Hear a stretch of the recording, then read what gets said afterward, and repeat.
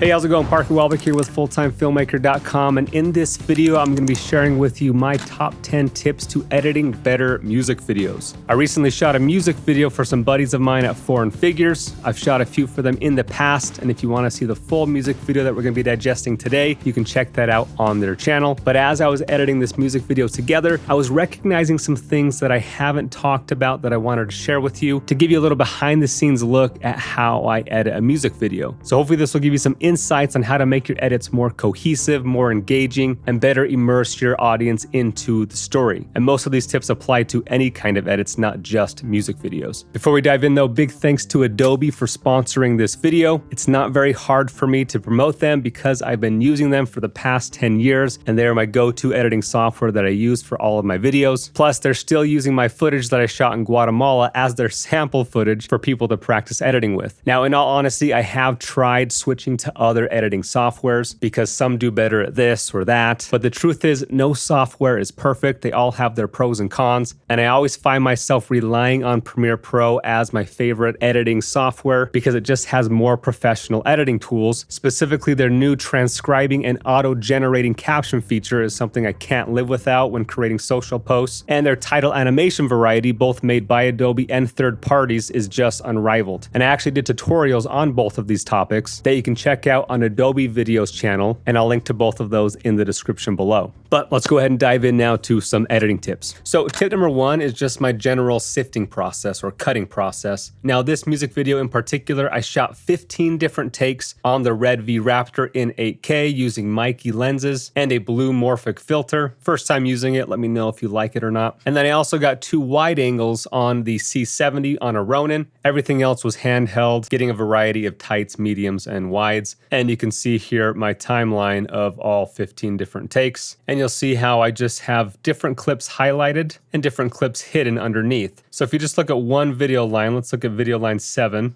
you'll notice that some parts of this take are disabled and some are enabled. And this is just me picking my favorite parts of that take and disabling the parts that I didn't like as much. So let's take our wide take on the C70, for example. I'll just extend this back out. So I'll just start watching a take. Blasting off like Apollo, I've been making paper plans. And I ended up using this as the intro take, so clearly I liked it. And so I decide, okay, at this point I'll probably cut to a new clip, but I like that as an intro option. So I'll cut there, leave it enabled, and now I'm just looking for the next part of this clip that I might want to cut to later on. The book of life was still in a page. Daydreaming aficionado. I'm out of my head, out of my head. If we're going out. So I like that part where he says going out in the chorus. So I'd cut right there. I'd disable the rest of that. And this would now be what it looks like. If we're going out with a bang. And then about right here, I'd say, okay, I probably want to cut to a new clip there. So that's where that option would end. And then I'd keep watching. So that's my process for going through each take and just picking out my favorite parts. And then by the end, you'll notice that I have a lot to choose from. And that way, I still have the option to come back to some old takes and see what's there in case I don't have enough good takes in that part of the song. But it would be more of a last resort, knowing that I've already watched through it and nothing stood out to me as the best part of that take. And you can see from that wide take we just went through, I ended up using 1, 2, 3, 4, 5 different spots of that take. But moving on to tip number 2 is to show visually what you dominantly hear. With music videos, you want to make sure to pay attention as you're listening to the song. What instrument can you hear most clearly or is taking the lead in that part of the song? Usually a song starts with less instruments and builds up to more instruments. And then in the chorus, there's the climax amount of instruments. And then it goes back into a verse with less instruments. So pay attention to that. And as new instruments get introduced or taken away, focus on the things that are coming in. And when they go away, focus on the other things that are now taking the lead. So as you watch this, pay attention to what you hear. So notice here we have a close-up of the bass. You hear, it's actually the guitar making that sound, but the bassist matched the visuals of what I was hearing really well, whereas the guitarist, if you look at his take, his strum pattern is just up and down. And it just didn't feel quite as impactful, matching the da-na-na-na as the bassist here. Now they're both being played, so either is fine, but dominantly I hear the guitar. So ideally you'd show the guitar in that scenario, but because the bassist is matching the strum pattern visually, that's why I chose it.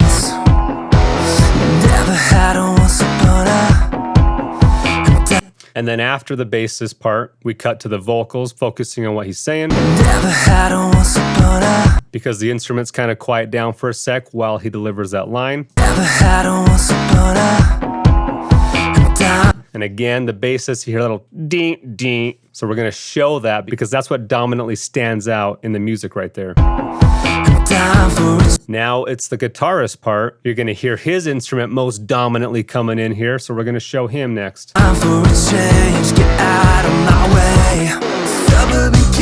And then once he finishes his part, the focus then becomes the lyrics again. Now let's look at one more example here. In this part of the song, the most dominant thing we're hearing is him screaming in the vocals.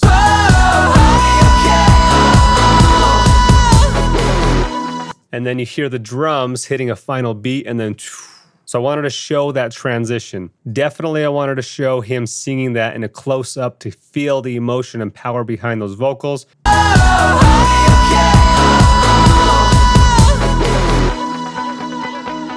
And this drum hit right here, he's not actually even hitting the right things in comparison to the music. We just filmed one take of him in slow-mo, hitting the cymbals with some water on it to make it dramatic.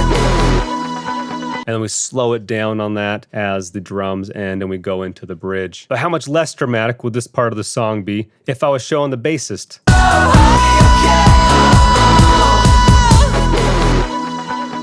It's like, yeah, it's a cool looking take, but show the guy singing and show the drums getting their final hit. That's what I mean by showing visually what you're dominantly hearing. Okay, let's move on to tip number 3 now, and that is deciding between multiple good takes. How do you decide which clip to use? Now, ideally, you have multiple good takes to choose from, so make sure you shot from a variety of angles. But let's look at the final clip here. This is how the song ends. End of the day, I'm on my way. Whoa, I'll be okay.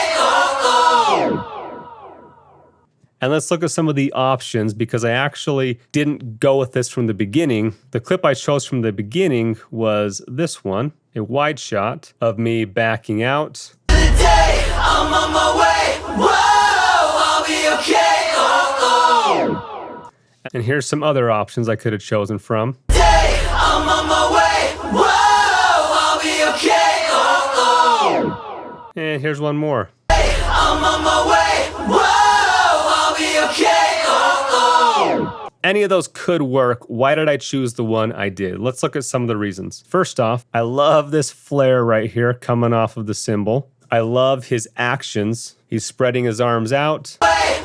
And then he puts his arms straight up, kind of like this power stance, final anthem. I like the fact, again, that you can see everyone else singing, kind of brings the whole thing together. I love the composition with this mountain in the background. We got nice layers here. The lighting looks nice, kind of streaming in, flaring in. The only thing composition-wise I should have done better is include that little finger. I wasn't expecting the hand raise. My camera movement was clean. The performance to me looked the coolest. With the movements, everyone else was looking good singing. Whoa, I'll be okay. And composition and lighting were on point. Whereas some of these other takes, with this one, we got our guitarist doing something a little funny over here. His movements aren't quite as exciting. He's just kind of looking over, smiling. Just not quite as powerful of a performance from them. And then again, this one, same thing, not quite as powerful of movements from the band here. They're kind of more nonchalant and less of a final anthem. So again, a lot of good takes we could have used here. Could have used the wide one pulling out. Originally, I wanted the wide one pulling out, but I think we were just a little bit too far away. We were losing some of the power. We couldn't really see their voices singing the words very well. It was more focused on the landscape, which is beautiful, but rather than focus on the canyon, I wanted to focus on what they were singing. And so that's why ultimately I went with the shot I did. But do take the time to go through multiple takes and think about all those little things: lighting, composition, energy of performance, energy of the camera movement, what you most dominantly hear and matching up what you see. Be thinking of all those things when choosing between takes. And speaking of camera movements, that is our next tip, is using camera movements to help shape your story in the editing room.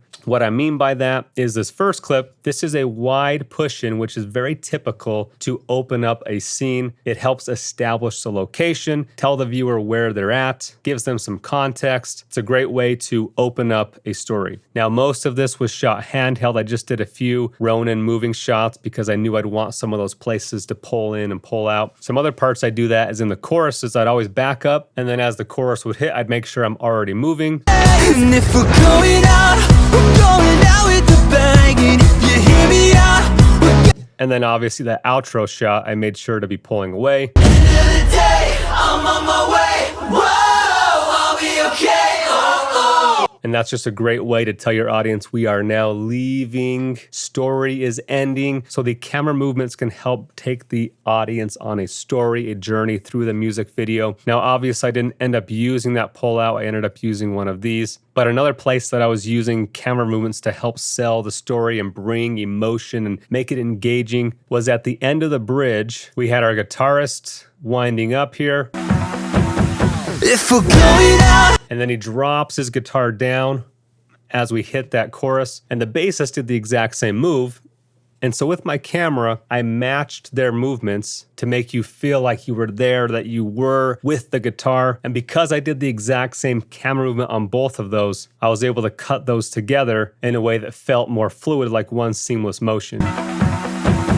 if we're going out with the bang. Okay, moving on to our next tip is to maintain continuity between clips. It's not only important to look for the best clip out of each take, but then you have to make sure the clip before it and the clip after it maintain continuity and that they flow together well. So we're working in layers up and down, and we're working in layers left and right. A lot to keep in mind to make this edit as good as possible. So I've actually found a spot. If you look closely in my edit, you'll find spots where the continuity isn't perfect, and I found a spot where it's not. So right here, he has his hand up, he brings it down, and then I cut to a wide shot where his left hand is still up. So what I'd want to do is extend this so that his arm is down as well. And that cuts together a lot better with continuity. That was only about 10 frames different, and now it matches a lot better. So just little areas like that are gonna help the edit flow together better. Now that's a small one. Most people aren't gonna notice that. If you watch Hollywood movies, you'll start to notice little continuity errors, even in the big leagues, because they don't always shoot 15 different angles of a scene like we do, so we have the options to kind of pick around. So I like to get multiple medium and tights of each person so that I have options to choose from, so that if some of my takes aren't matching up continuity-wise, I have the option to go in tight and just focus on key people, and they'll be able to mesh together well. All right, our next tip is to avoid jump cuts, unless that is specifically part of what you're trying to show. For example, we did purposefully use jump cuts right here.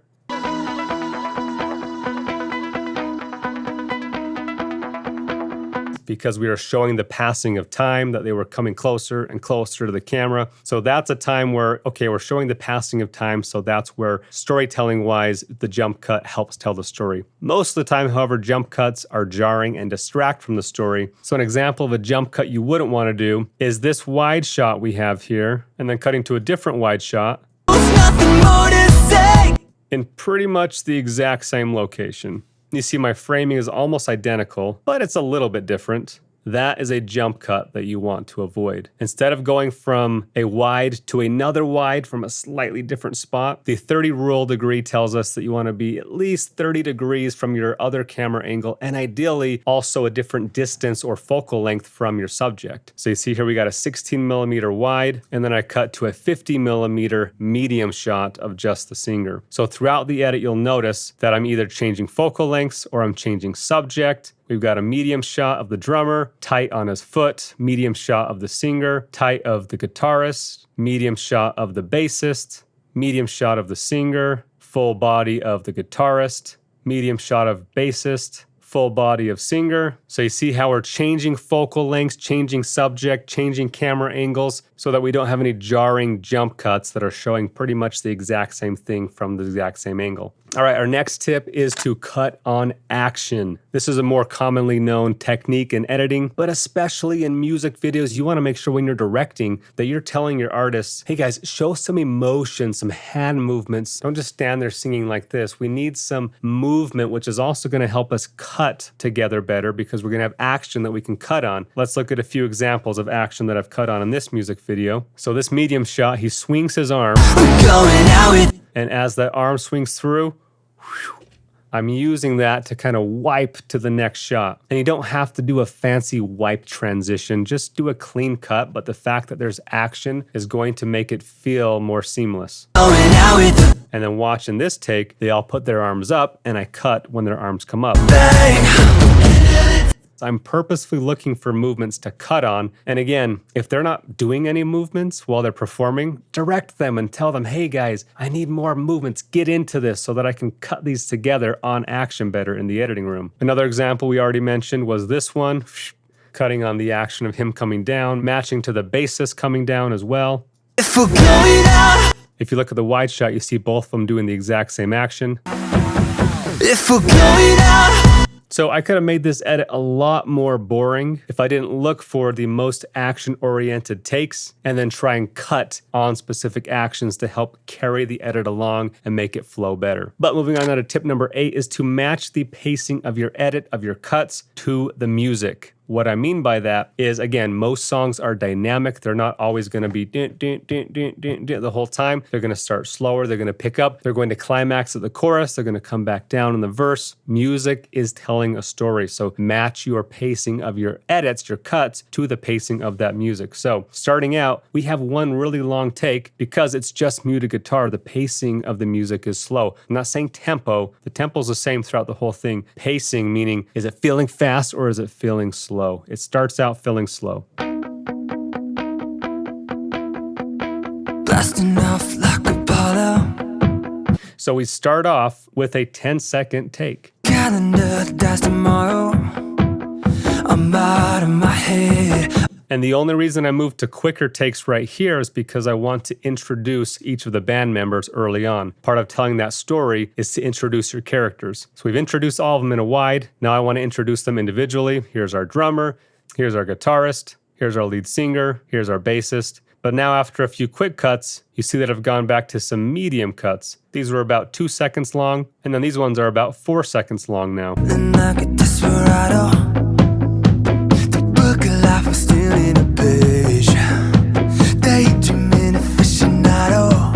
And it doesn't have to be exactly 2 seconds or 4 seconds every time. Don't be robotic with cutting on every single fourth beat. That's not the point I'm trying to say. I'm trying to say change up the pacing to match what you're seeing. So right here we had about a 4 second, this is about a 3 second, then about a 5 second. And then as we build up to the chorus here, we have a 2 second clip of the guitar.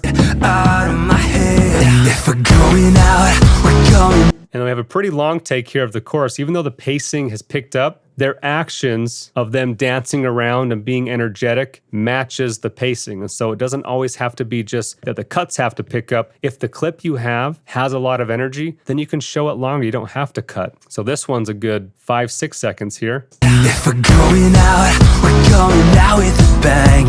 Because I have a good energetic camera movement that's taking me from left to right doing a parallax, and they're all dancing around, so the energy's there. But after that, we move to 1 and 2 second clips because this is a higher energy part of the song. Banging, if you hear me out, we're gonna make our own way.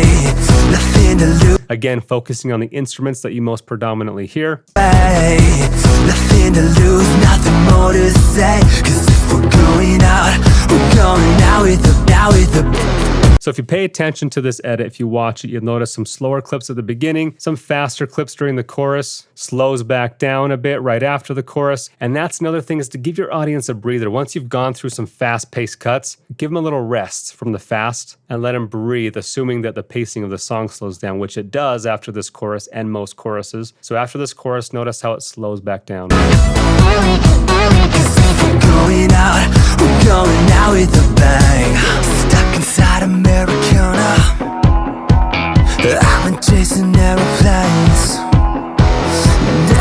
So now we're hanging on each clip a little bit longer. Instead of 1 or 2 seconds, it's now 5 seconds, 4 seconds. And then again, as the pacing picks up, so does the quickness of the cuts. And I do like to cut on beats where it makes sense and where it feels more impactful. So do pay attention to the beats and try and cut on it when it makes it flow better. But again, don't be robotic cutting on every 4th beat. Mix it up, change the pacing according to the dynamics of the song. All right, tip number 9 is to use eye tracing to help lead your viewer's eye and make it easier of a viewing experience for them. What I mean by that is when you're cutting from, for example, this wide shot to a medium shot, currently the viewer is looking in the center of the frame, most likely because the most dominant part of that frame is our bassist in the center here. And your next clip, ideally, keeps the focus in the same place where your eye is focused, which right now is in the center. So part of that is when you're shooting, be keeping in mind your framing, and that's framing 101, is to try and keep your subject framed well. You'll use rule of thirds sometimes, but for most of these shots, I just had my guys centered up or to a third. So that's going to make it easier when you're cutting between these shots if all your shots are either on a third or in the center, right? But what I've done with this shot specifically is I've zoomed in to better match up his location so that the eye doesn't have to work so hard to refocus on a different part of the frame. So originally this shot looked like this,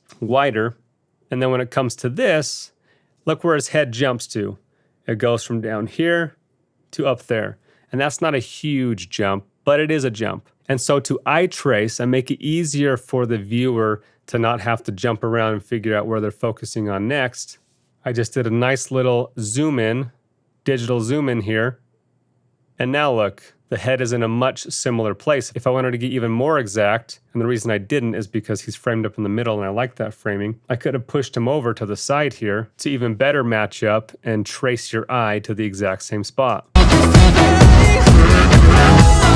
That is eye tracing in a nutshell. It doesn't have to be on every single clip that they match up perfectly, but just something to keep in mind to help the edits flow together and make it easier on your viewer to watch without much effort. All right, and tip number 10 is to avoid using too many crossfades. That's a big rookie mistake I see in a lot of music videos, is people don't know how to cut together the clips well, and so they take the lazy way out or the rookie way out and they just crossfade it all together. I was guilty of this at the beginning as well, and there are certain songs that are gonna work better with crossfades. Slower music might lend itself better to more crossfades, and that's okay. I'm not saying you can't use crossfades. And you'll notice I did use one crossfade in this video.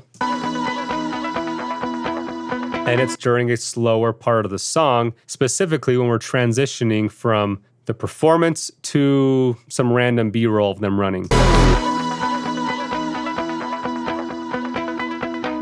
So crossfades can work, but typically what crossfade screams to me is I couldn't figure out how to make these two clips edit together well. There wasn't continuity, or it was jump cutty, and I didn't have other takes to use. And so the easiest way to make these work is just crossfade them together. The art of the music video is taking place in when you're choosing to cut, how you're choosing to cut. So take some pride in that cutting process and give yourself the opportunity to come up with some creative cuts that make it flow together versus lazily just crossfading it all together. And here's a quick example of how this might look if I just use crossfades.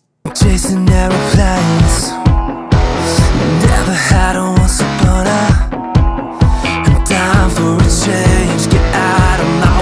Now, it could definitely work like that, but do that for an entire music video, and I promise you're gonna get real sick of seeing crossfades. Now, I'm gonna throw in one more bonus tip, and that is when you're editing these, keep in mind the 80-20 rule. I edited this whole thing in about 10 hours. I had a cut done in about 5 hours, but there were some better clips that I could have used. Some stuff didn't flow together very well. And so I took another 5 hours to go through and make sure I was using the best clip and that every clip worked together next to the one before it or after it. And after 10 hours, got to a place where I said, okay, this looks good enough, which is better than perfect. And then I sent to the client, and then I let the client decide if they wanted anything better or different. And that's a mistake I see a lot of people making with their edits, is they're spending 20 hours when they probably could have gotten an edit 80% there in 10 hours and then sent it to the client. And the client told me, hey, this is awesome. There's only 2 clips I want you to swap out, which took me an additional 10 minutes to swap those clips out. And then I was done. Versus had I spent 20 hours, I might have overthought it and swapped out some stuff that the client would have liked better. And they may have had 4 or 5 changes on that 20-minute edit. And so not only was that extra 10 hours unproductive, but it was actually worsening the edit. So get it 80% there, send it to the client, and let them decide how much more you should work on it.